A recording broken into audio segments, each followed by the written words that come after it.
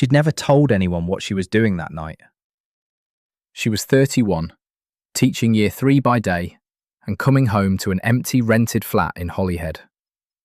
Her marriage had ended 6 months earlier, and the depression that came afterwards was thick, physical. She'd stopped eating properly. She'd stopped replying to texts. She told Nia she was just tired. She told her colleagues she had a bug. She was very good at being fine. She'd driven to Southstack because the headland felt like the edge of something. She parked and walked out past the lighthouse path in the dark, and the wind was vicious, coming in off the Irish Sea. She remembers the salt on her lips, and the way the cliff path narrowed, and how she was crying and couldn't stop, and how she genuinely believed that the people in her life would carry on fine without her. She believed it the way you believe the sun will rise. She didn't count on moss.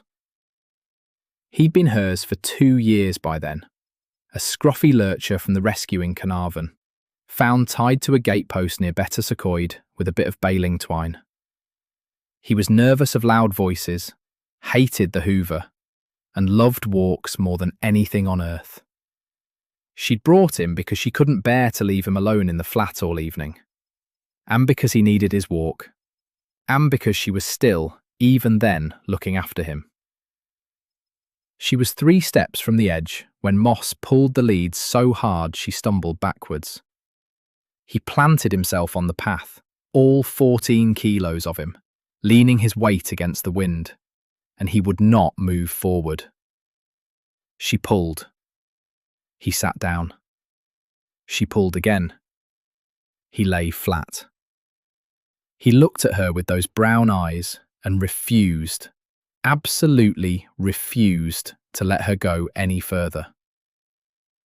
She sank down beside him on the frozen path, and he climbed into her lap, and she held onto his rough fur and howled into the wind like a child. He stayed there, warm and solid, until her hands stopped shaking, until her breath slowed, until the tide of certainty ebbed enough for her to stand.